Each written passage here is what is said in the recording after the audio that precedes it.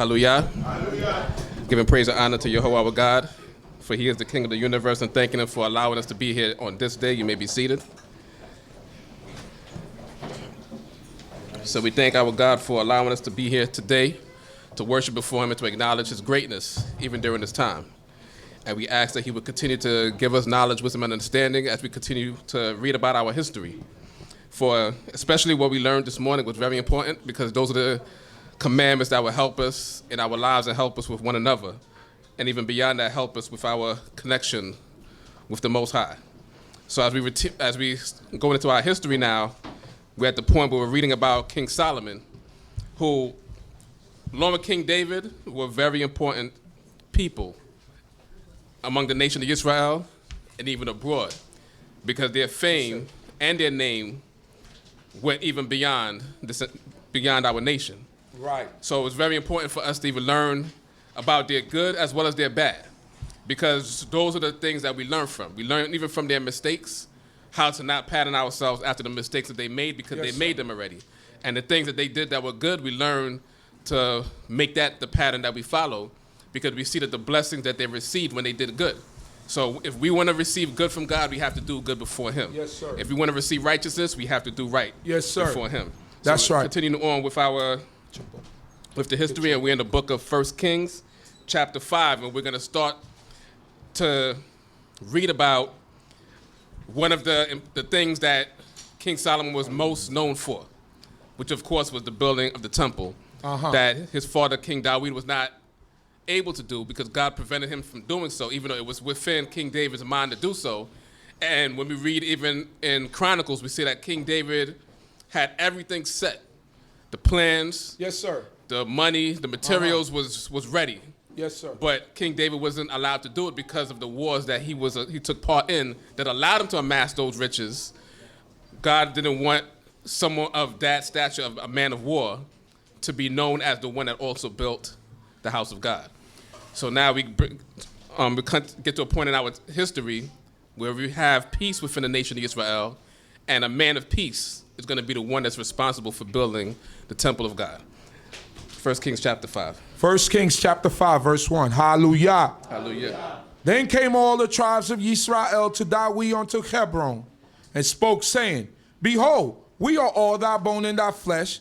In times past, when Shaul was king over us, wait. it was... I have to stop you. Oh, second Samuel. Normally I would have let you go, but... I'm in 2 Samuel. I would have let it flow and try to fix it, but then the faces... I was in 2 Samuel. Yeah, the faces wasn't matching up. All right, here we go. 1 Kings. Okay. Chapter 5, verse 1. Yeah. And Shalom ruled over all the kingdoms from the river unto the land of the Philistines and unto the border of Egypt. They brought presents and served Solomon all the days of his life. And as we read this chapter, this is in part due to the wisdom that was given to him by God. Normally, when we read about kings having a reign such as this, is usually due to war. But the wisdom that Solomon had, people wanted to serve him. So sometimes it's not always about the force. Sometimes it's not always about the threats. Sometimes it's not always about the weapons. Just walking with the wisdom of God could allow people to be attracted to you and allow you to even have dominion more than those that go forth to war. We read plenty of times in the Psalms that it's not about the horses that go to battle, but the victory goes to the Most High God. It goes to Yehovah. So we have to, and the person that's responsible for writing a lot of Proverbs is the one that we're reading about here, that we learn just by wisdom you could accomplish a lot in life. So his reign, as it mentions, what's coming from the river, talking about the river Euphrates, going all the way down past the land of the Philistines, going down into Egypt. Now, when we read the borders that God said that the nation of Israel was supposed to have, these are those borders right there. So even though the lands weren't completely conquered, the influence of King Solomon sort of fulfilled what the Most High God said he was giving to the nation of Israel. And this was only during a time of peace. Continue. Verse 2.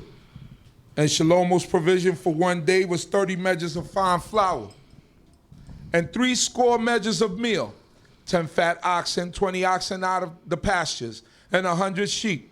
beside the harts and the gazelles and roebucks and fatted fowl.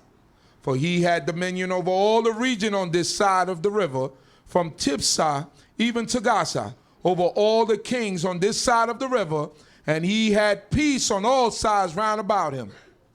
And Yehudah and Yisrael dwelt safely, every man under his vine and under his fig tree, from Dan even to Beersheba, all the days of Shalom. And that's one thing that a lot of us like. We like peace. So once there's peace in the land, once the nation of Israel has peace, everybody's happy. And it mentions that, it just mentioned what the provision of King Solomon was for one day. And it mentioned like 30 measures of fine flour, or the word korah in Hebrew for the word for measure. And you get various descriptions of what a korah is. But you're talking about, some say a korah is about 200 pounds. So imagine 30 times 200 pounds of flour per day. Wow. And that's just dealing with the flour. Then it goes to 60 times 200 pounds of meal per day. The 10 fat oxen, the 20 oxen out of the pasture. This is per day once again, 100 sheep per day. Besides the harts and the gazelles and the roebucks and fatted Wild animals too. So anybody here can eat 10 fat oxen a day? Nah.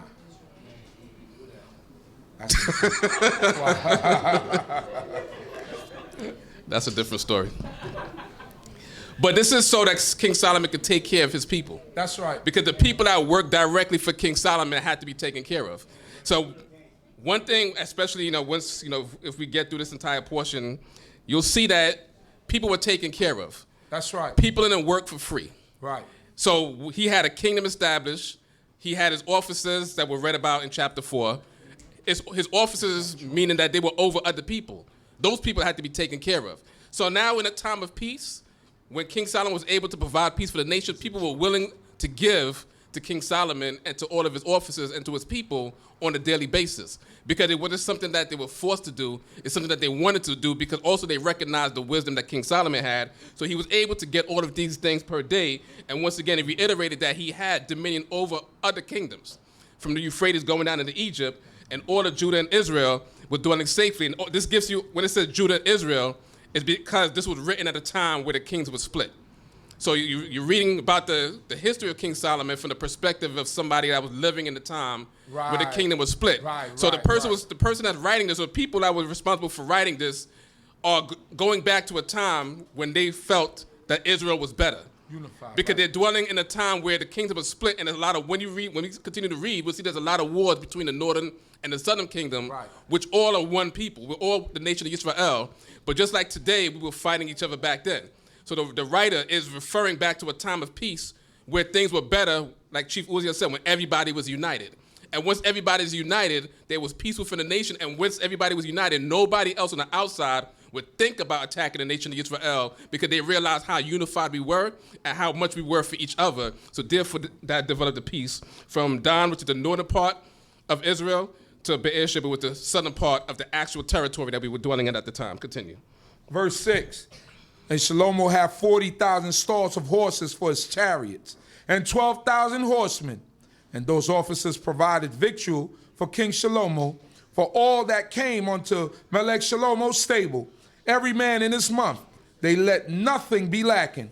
Barley also and straw for the horses, and swift steeds brought they unto the place where it shall be, every man according to his charge. Now, based on what we read there, is there any question that comes to anybody's mind in particular, based on King Solomon having 40,000 stalls of horses for his chariots and 12,000 horsemen? Right here. You want me to ask the question? Well, anything comes to mind real quick.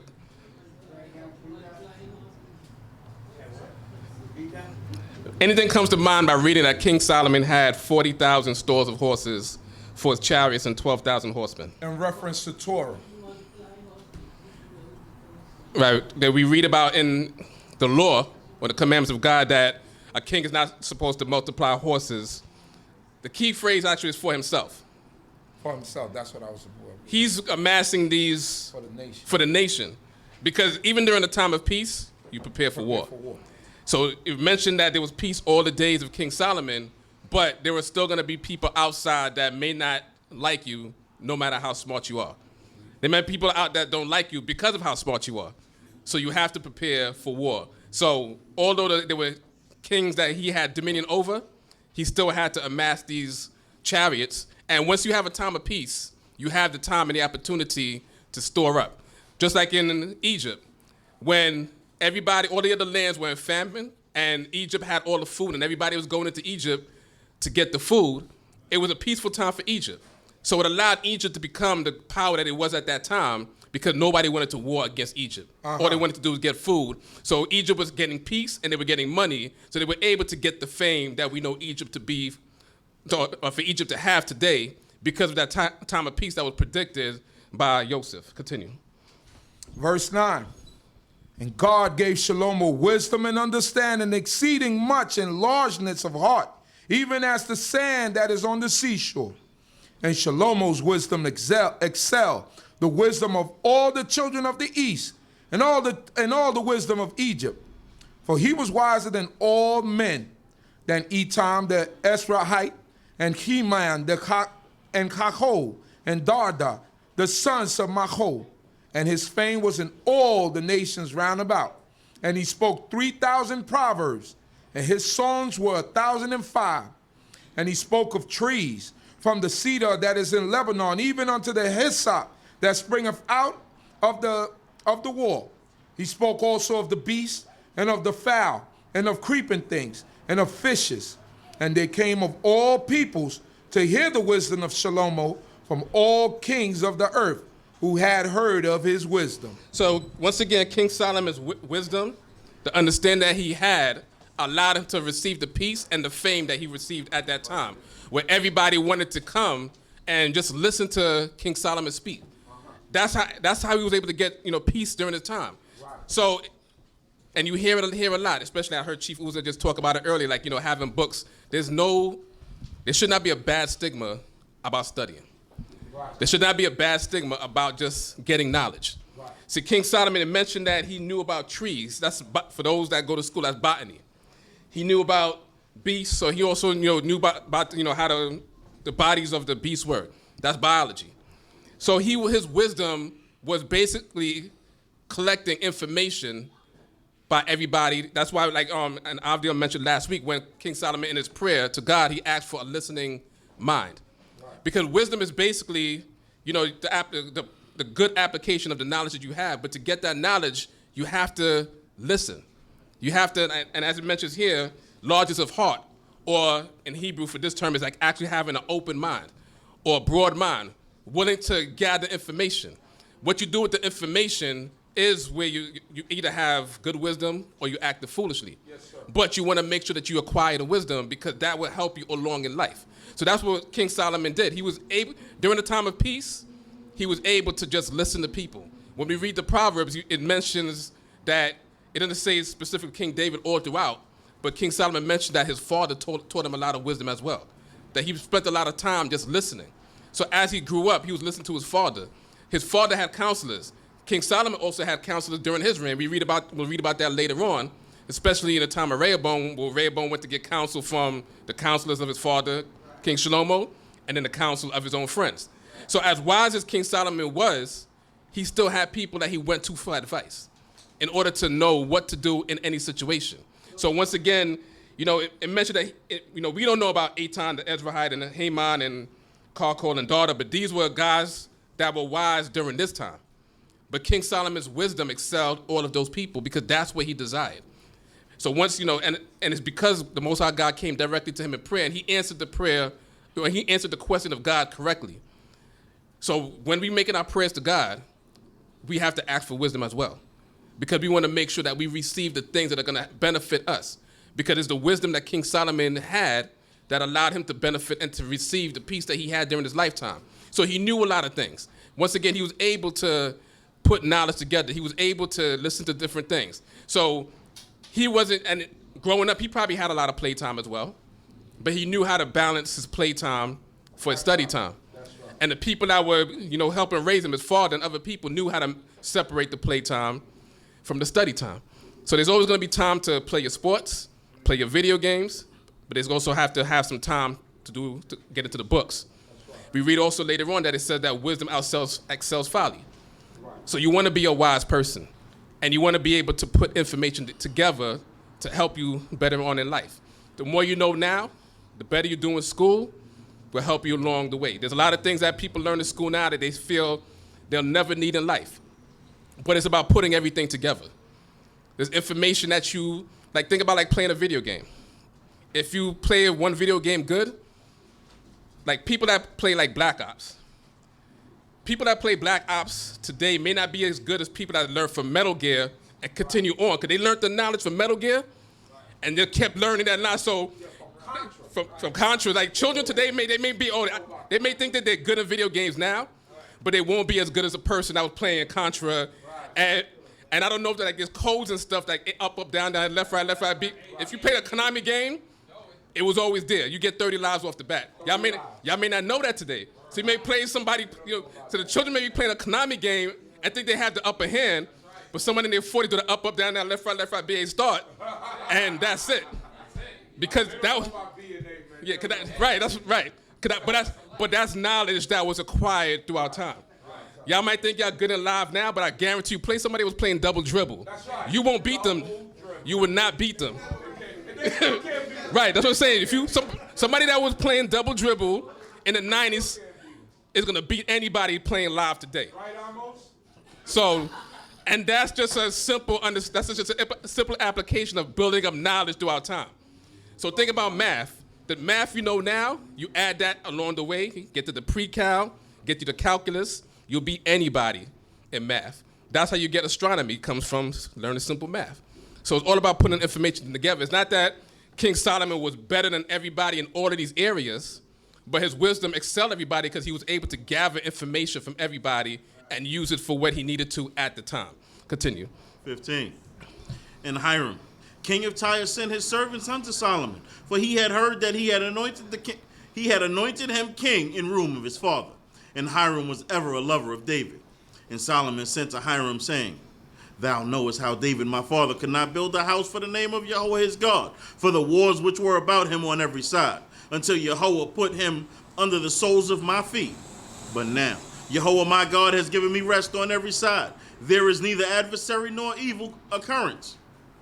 And behold, I propose to build a house for the name of Yahweh my God, as Yahweh spoke to David my father, saying, Thy son, whom I will set upon thy throne in thy room, he shall build the house for my name. Now therefore, command thou that they hew me out cedar trees of Lebanon, and my servants shall be with your servants, and I will give thee hire for thy servants, according to all that thou shalt say. For thou knowest that there is not among us anyone that have skill to hew timber like the Zidonians. And another part of wisdom is knowing where to get help. See, wisdom doesn't mean that, once again, doesn't mean that you know everything better than everybody else, but it also teaches you where to get help. So King Solomon went outside of the nation of Israel to go to the king of Tyre, which is a city or point along the Mediterranean coast north of the borders of Israel, and Sidon was also in that territory. So King Hiram, the king of Tyre, was basically king of all that entire territory. But in order for King Solomon to get the cedar trees to build a house, he knew where to go to.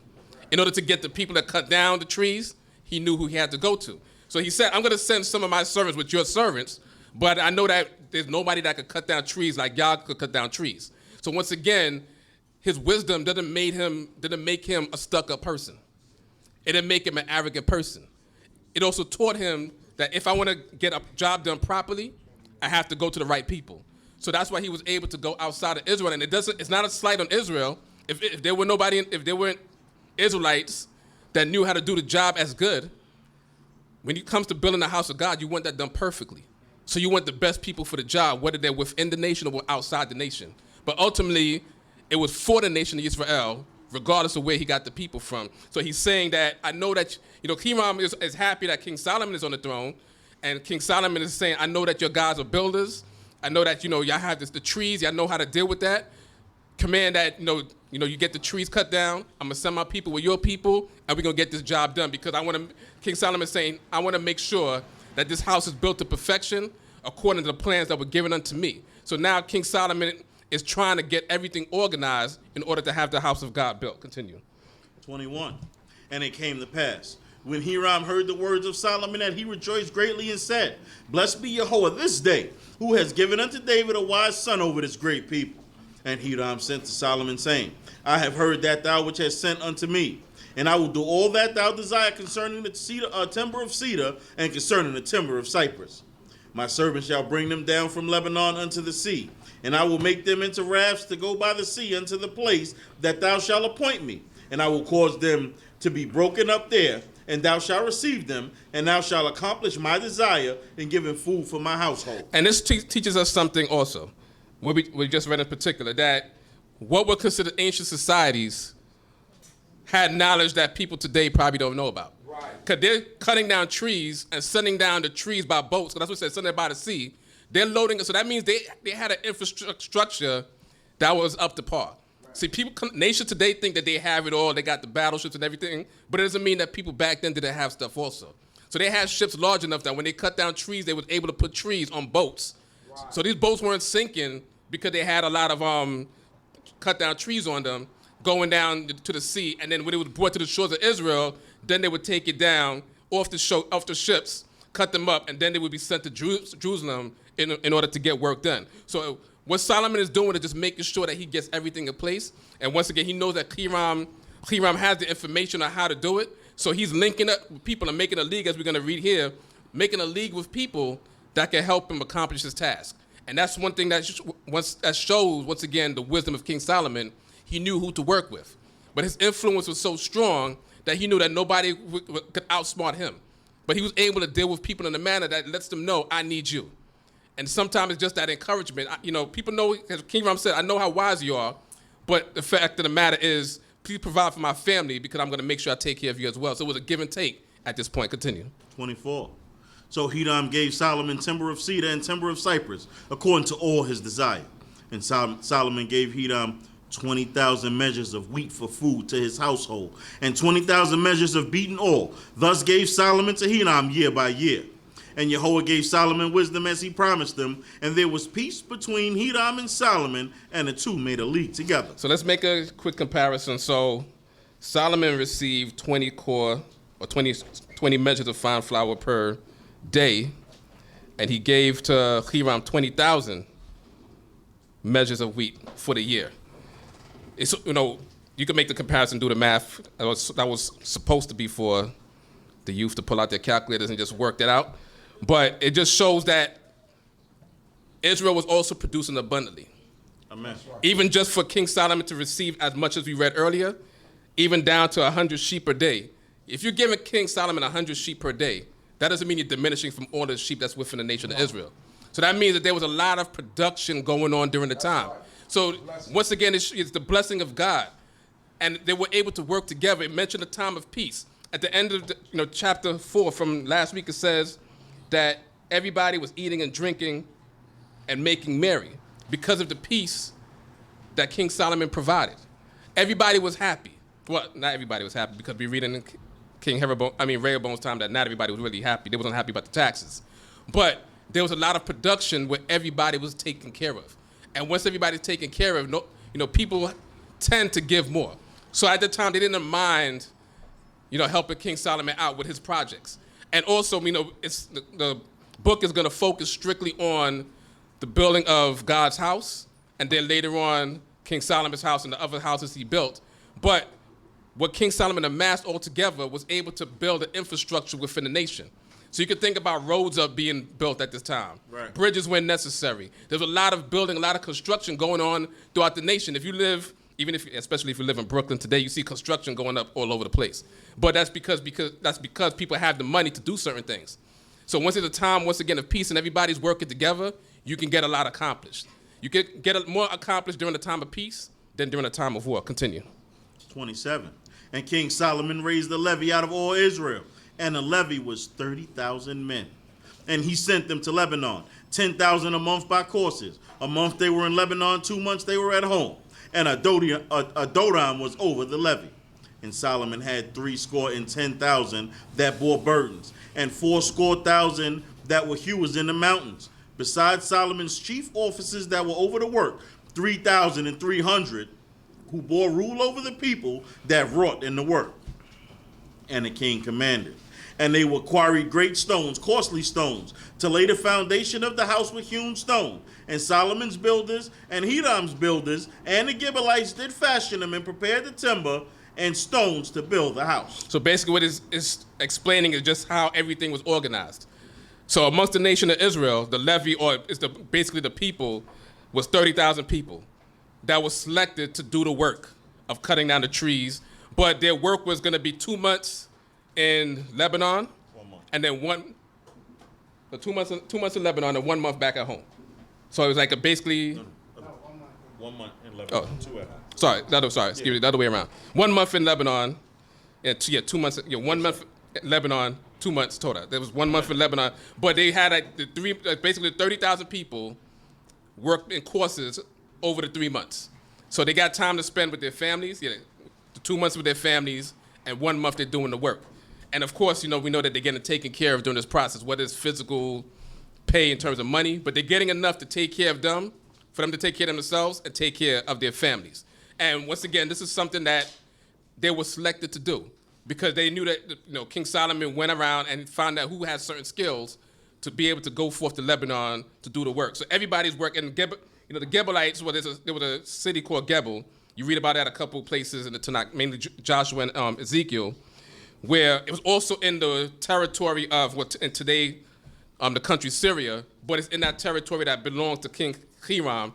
And when we read in the Tanakh, especially in Ezekiel, it mentioned how wise they were in dealing with cutting down trees and dealing with cedar work and everything like that. So once again, King Solomon is just making sure he has all of the people in place to make sure that he gets this job done. And once again, that's just the application of wisdom, and that's one of the key things that we're trying to focus on. That when you're wise, you're able to listen. Amen. That's basically what wisdom is: the fact that you're able to listen, to gather information from other people. That the wisdom you have is not all about you, but the fact that you're able to listen to other people and get that information and then use that properly, that's wisdom. And then it still doesn't become about you, because as it says in Jeremiah, don't let the wise man glory in his wisdom. Right.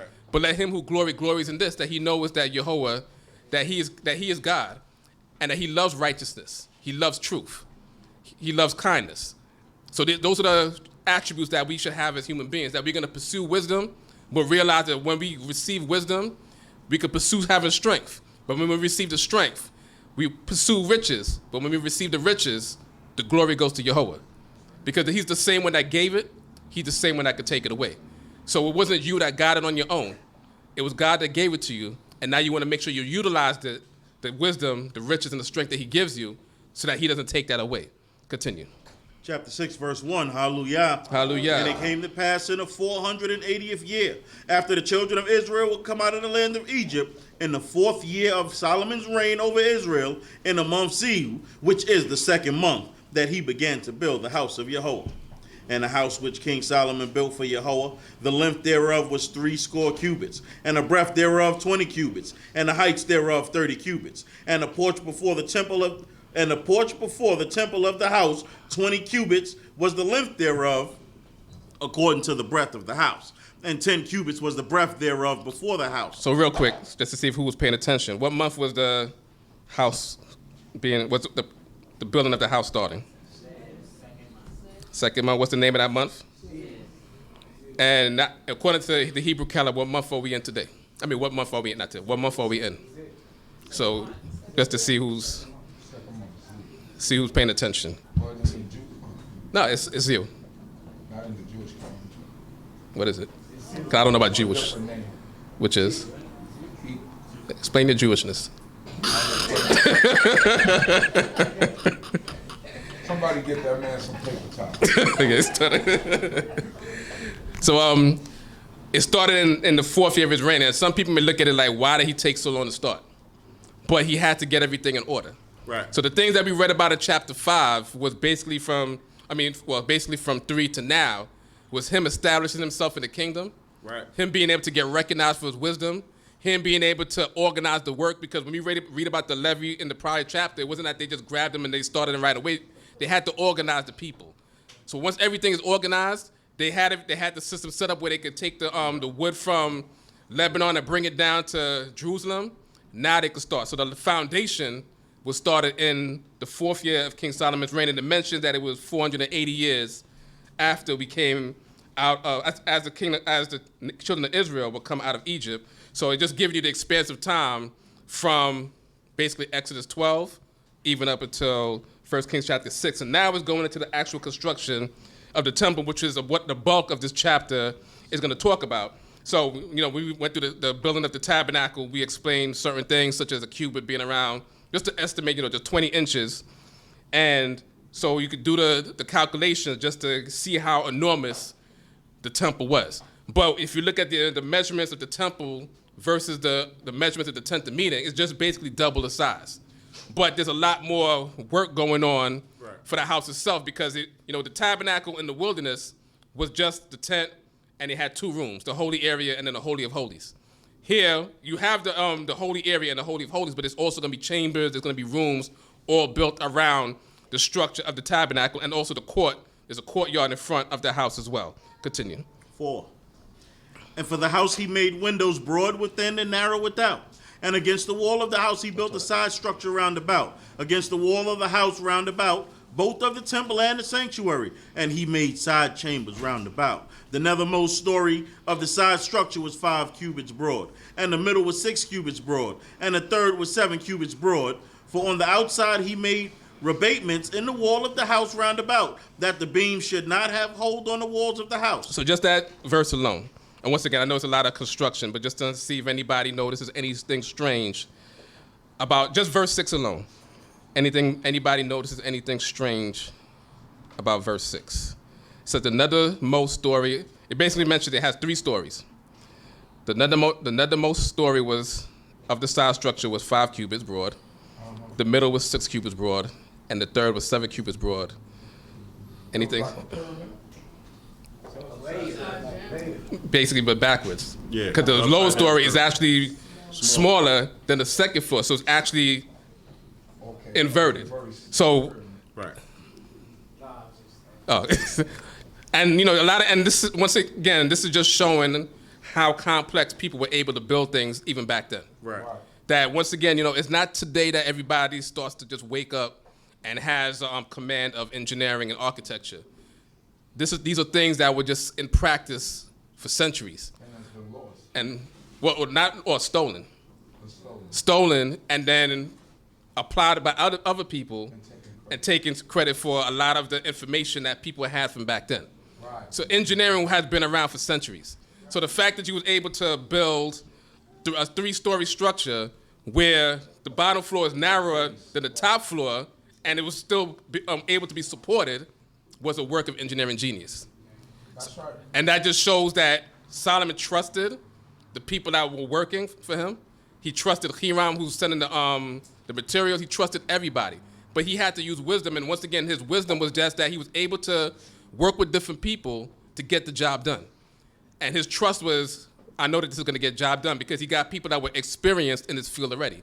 This wasn't the first time that people were building structures like this. Right. So, and that's very important that there were other structures that were built prior to this in Israel and definitely in other nations that allowed King Solomon to get the people in place to have this done. Right. And it mentioned you had the windows, where usually a window, even though today we use the windows like this where it's just the pane and just it's flat.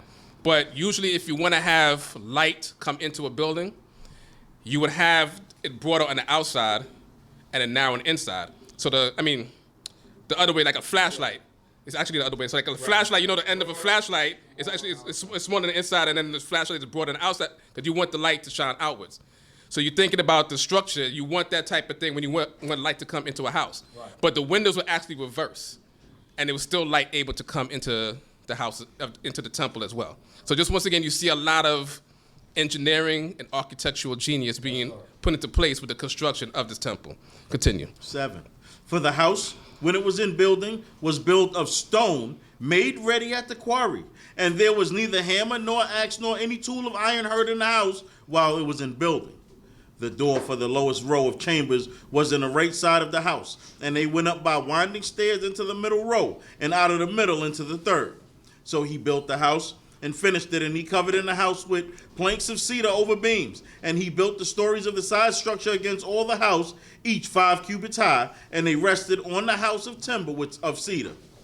So now it mentions that also that the stones that were brought to the temple site, the foundation was laid, and now they're bringing stones to the temple site. There was no sound of a hammer. That means all of the stones that they brought was already cut for use. They quarried, they cut. It's just like, think about it today where, and the terms of that term of that brick just slipped from my mind right there. Cinder blocks. Like when people go get cinder block, the cinder blocks are already, that's what I'm saying, a lot of things people do today are not new. These were things that were done in practice back then. So like, think about like cinder blocks. Cinder blocks are already the form that they are, and you just ship them to a site, and then all you doing is you're putting the mortar and then stacking it up. Now today, of course, if you're not doing things right, or you want to make adjustments, you have to cut the cinder block, and there's ways to cut the cinder block and everything like that. But they weren't doing anything like that at the temple site. That's right. Everything was already set. Like, they just put the pieces together. They had the pieces there. They put the mortar down, and they just, did what they had to do. So that was just basically the framework of the house, was of the stones. Then it was overlaid beyond that with the cedar wood. Like when you see descriptions of, the temple that's there today is actually the one that was built during the time of King Herod, later on. And you're not gonna see a lot of the beauty that, if you could imagine what was being constructed here, you don't see that type of beauty in the house that's there now. Because the Babylonians came and they stripped a lot of stuff, and when they burnt the house, and even when they built it back in the time of Ezra, they weren't able to build it back to its original form. Because you're also gonna read here there was a lot of gold involved with the whole decoration of this temple as well. So once again, it was stone, that was basically the framework, and then that was overlaid with cedar wood. Continue. 11. And the word of Yahweh came to Solomon, saying, as for this house which thou art building, if thou wilt walk in my statutes and execute mine ordinances and keep all my commandments to walk in them, then I will establish my word with thee, which I spoke unto David thy father, in that I will dwell therein among the children of Israel, and will not forsake my people. Yisrael. Now within all of everything that we read in this chapter, those are the most important 3 verses in the entire chapter. Because it doesn't matter how beautiful the structure is. It doesn't matter how much precision work and engineering genius and architectural genius you put into the work. If your ways aren't right, God is not going to be with you. That's right. Amen. So what is this place right here? What is this congregation? Money could be coming in, money could be going out, things could be done. But if people are not walking in the statutes and executing God's ordinances and keeping his commandments and walking in them, then all of this would be in vain. That goes for here, that goes for everywhere. And any place where the children of Israel are, it doesn't matter, once again, how magnificent your structures are. If the people's ways are not magnificent, God is not going to be with you. So once again, those are the 3 most important verses of this entire chapter. Because we're reading a lot about, once again, the structure and how much work it took, how much precision work, and how much, the stones they were cutting and the cedar wood and everything and putting everything together. But God, in the midst of all of the work, is telling King Solomon that in terms of this house that you are building, and him specifically, if he's not walking in the statutes, in God's statutes and executing his ordinances and keeping the commandments, then he will establish his word. If he does do that, he will establish his word with King Solomon that he has spoke to King David, and then God would dwell among the children of Israel. When we read in the book of Exodus, God desires to dwell among us. And that's why the tent of meeting was built in the first place. Because God wanted to have a place where we could physically see that he was dwelling among us. So even in foreign lands today, we have to have a place where God could dwell among us. We have to have a place where we could come and worship God. And that's why we need the congregations that are walking in the statutes of God. In Psalm, I believe it's 127. Just read the first verses. Let me make sure that's the right Psalm. Yeah, that's it.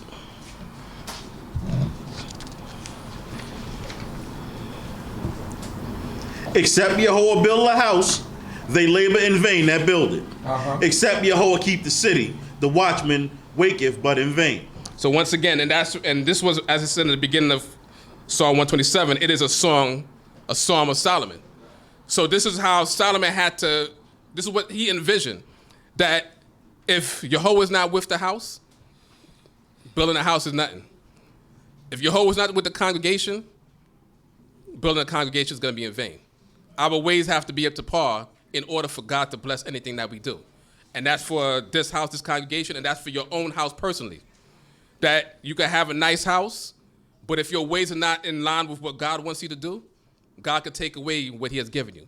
So the same thing with wisdom. You could pursue wisdom, but if your ways are not up to par, and you could be a wise person, and we see, when we continue reading, we see that King Solomon was very wise, but he didn't make right decisions later on in his life. So God moved away from him. So once again, it's not about the wisdom, it's not about the might, it's not about the riches. It's about giving glory to God in everything that we do. And that's the only way we can retain everything that we have. So we have to be able to give that glory to him wherever we go. Whether we're at school, whether we're at work, we have to give glory to God in everything that we do. You know, if you're in school and, you know, you get a 99 in the test, and people want to know how you got the 99 in the test, say, because I serve Jehovah God. Praise God. Amen. Because I keep Shabbat, I do what I'm supposed to do, and then I studied. And God bless me. Now, it's very difficult to do that if you get a 65 in the test. And the people that go to church get a 99. Then it's going to be very difficult to give glory to God because you're not putting your all in what you're supposed to do. So it starts with reading, starts with studying, start with this way of life, following commandments, Amen. Getting wisdom, listening to your parents, listening to teachers, then applying yourself to your schoolwork, so that way nobody that serves a false God can do better than you in anything. That's right. You should not put yourself in a position where somebody that is not keeping Shabbat is doing better than you. Amen. Because we're supposed to be better than everybody else. Amen. God designed us to be better than everybody else. God designed his servants to be better than anybody else. So school, even at work, you're the best person on that job. Nobody else is doing better than you on your job. So you can give glory to God. If you're a driver, you're driving better than everybody else. Making sure your deliveries is on point. And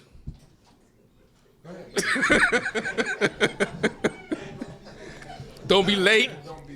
Make sure your delivery is on point. Your pickups and your deliveries are on point. That don't skip no stops. So when they say that who's your best worker, it's that guy with that Israelite name. And all these other guys, we could get rid of because this one Israelite guy is doing better than everybody else. Amen. No, they actually, and it's a term in life, and those that are youth, remember this. It's better to work smart than work hard. Sometimes a smart person gets away with doing the hard work. Wow. I feel like he's teaching them to cut corners. No, you're not cutting corners, but when you're smart, you know how to get your job done without working hard. Amen. Pace yourself, efficiency. You also know more than other people, so you know how to get jobs done faster. Amen. And the faster you get jobs done, think about it like the faster you get your job done, the more time you have to relax. Take it easy. So if you have an 8-hour job and you can get it done in an hour and you sleep for 7, it's because you're smarter than everybody else. Something that may take people 8 hours to do, because of your smarts, you got it done in an hour. So you tell them to sleep at work. If you get a specific task, they say give me this task done in 8 hours. You do it in an hour. It's no sense going back for more work. You're getting paid the same per hour. So do the 8 hours of work in 1 hour because you're smart enough to do so. Sleep your 7. That Israelite is great. Great advice. So now, if you're a child, if you're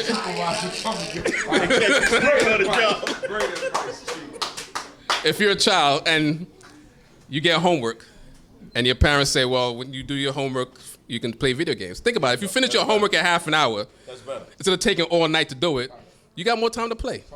That's better. Amen. So that's right. So you carry that out through your life. So you focus on, Great advice. maybe you get the ice cream and all that other stuff that Samoa's car wants to give y'all, but think about it. Don't think about just the physical rewards. Think about your own peace. You want peace. You want to be able to relax throughout your life. Ice cream just makes you fat. Sleep makes you well rested. So work smart, not hard. Continue.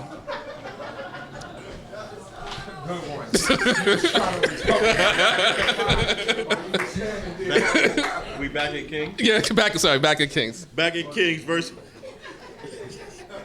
14. So Solomon built the house and finished it. And he built the walls of the house within the boards of the cedar. From the floor of the house unto the joists of the ceiling, he covered them inside with wood, and he covered the floor of the house with boards of cypress. And he built 20 cubits on the hinder part of the house with boards of cedar, from the floor unto the joists. He even built unto them for himself within, for a sanctuary, even for the most holy place. So just real quick, once again, because we're just going to try to breeze through the rest of the chapter, but it's a lot of explanation in terms of the measurements, but it's basically showing the complex work. But once again, just comparing it to the tent of meeting, that the tent of meeting was just itself, that was the worship spot. It had 2 rooms, the holy area where you had the menorah, the table of showbread, and the incense altar. Then you had the Holy of Holies, where it was separated by a curtain, and inside the Holy of Holies, you had the Ark of the Covenant. So now, it just once again, it's just showing you the entire structure, the entire complex of the temple, that you do have the holy area and the Holy of Holies, but you have side structures around it.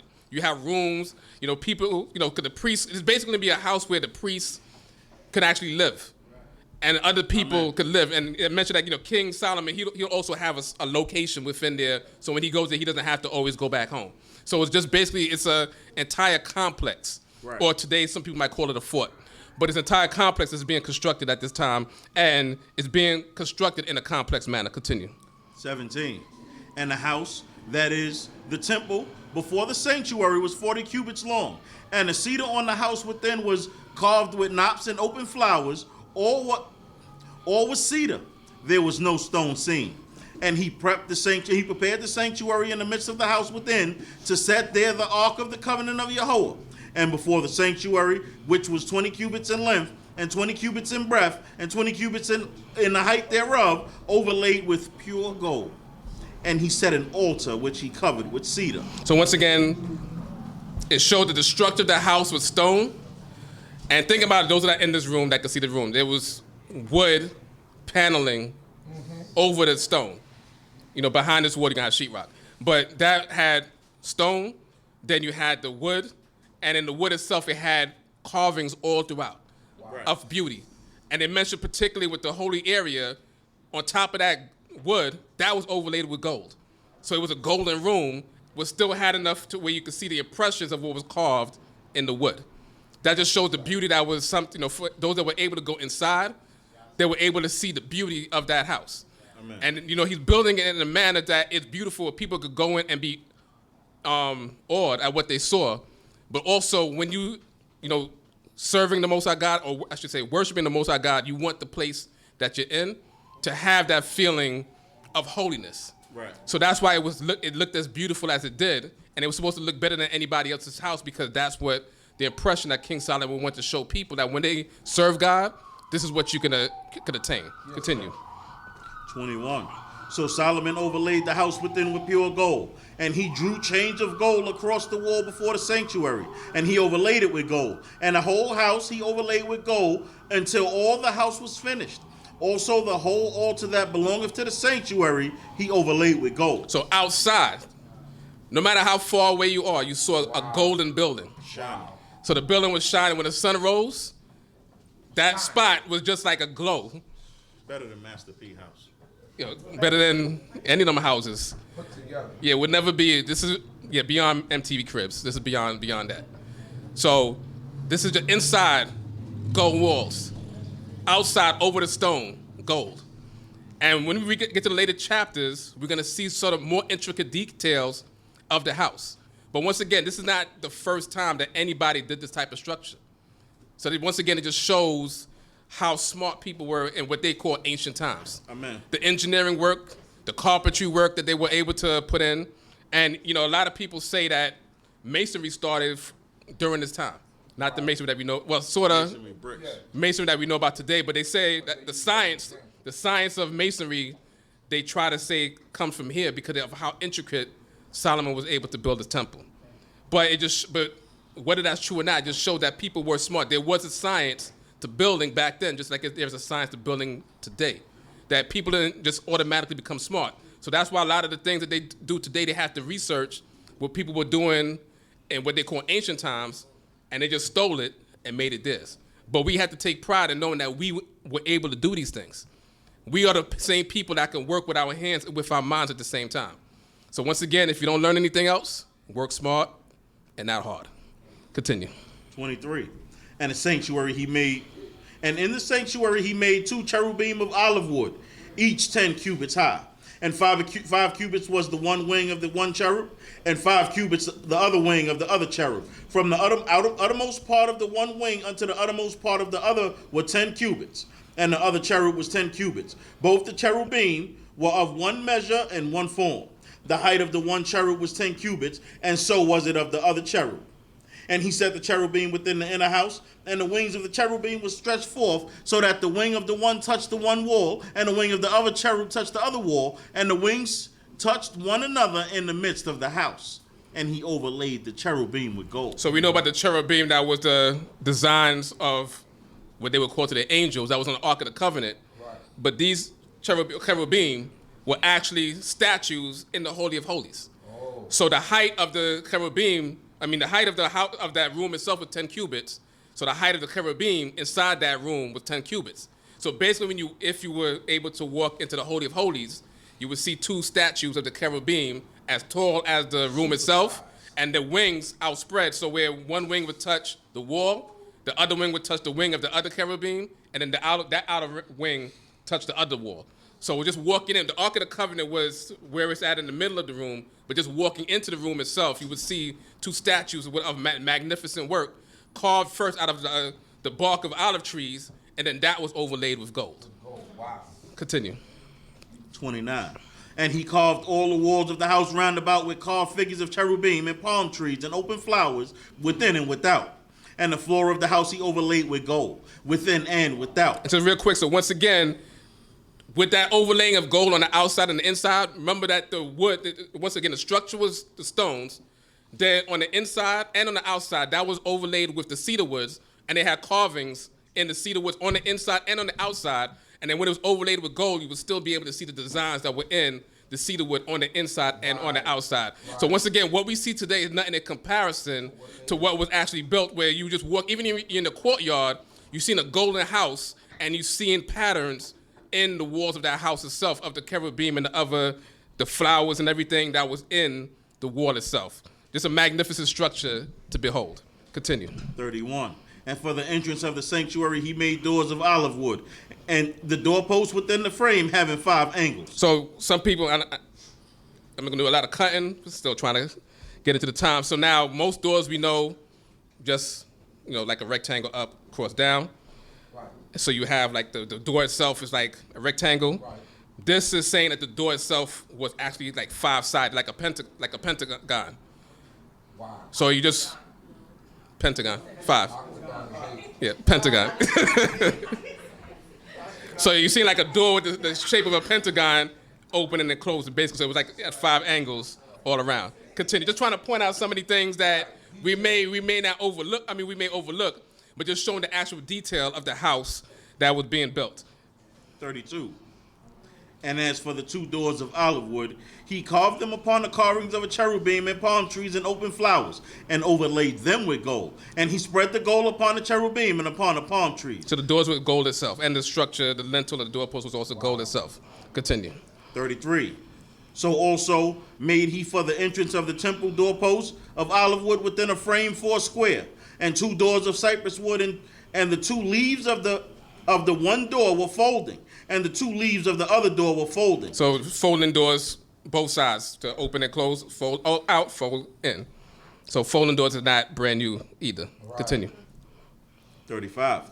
And he carved thereon cherubims and palm trees and open flowers, and he overlaid them with gold fitted upon the graven work. And he built the inner court with 3 rows of hewn stone and a row of cedar beams. So that's once again the area where everybody's able to go to. So once again, you just seen a lot of gold that's overlaying a lot of woodwork, which is overlaying a lot of stonework. And in conclusion. 37. in the 4th year, was the foundation of the house of Yahweh laid in the month Ziv. And in the 11th year, in the month Bul, which is the 8th month, was the house finished throughout all the parts thereof, and according to all the fashion thereof. So stop right there. So before, because just see, paying attention, how many years is that? 7. Yeah, 7 years. It's going to say that right. I just wanted to see, people were following along. 7 years and what? 6 months? 7.5 years? Yeah. Oh, yeah, so see who's paying attention. So what month is the month of Bul? The 8th month. It's open book test. Because it's Work right. hard, not smart. Right. Just look down and just see the answers right there. Just the end of the verse. So was he 7 years in building it. Hallelujah. Hallelujah. So, if anything that you got out of it, Hebrew, what did you learn for today? And what else did you learn? And what else did you learn? Somebody Okay. got their hands ready. What did you learn today? I know. That's what I work smart, now hard. That's the answer. That's the I'm yeah. telling you everything you learned, though. Okay. What did I want you to learn today? Okay. So regardless of what your Abba says, just work smart. Don't work hard if he's trying to make you work hard. No, I'm telling him to work smart. He said regardless of what y'all was saying. Works as long as you get what he wants you to done, get it done. Just make sure you work smart and study hard and get that wisdom, get them A's, get them whatever they give you at work.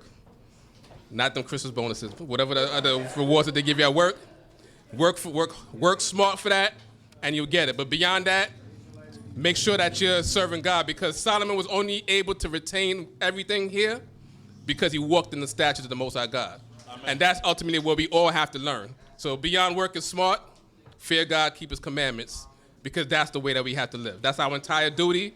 And once we do that, everything will come our way in life. So thanking the Most High God for this day and the opportunity to call upon him, and hoping that he will continue to guide us and protect us. Hallelujah. You can do the...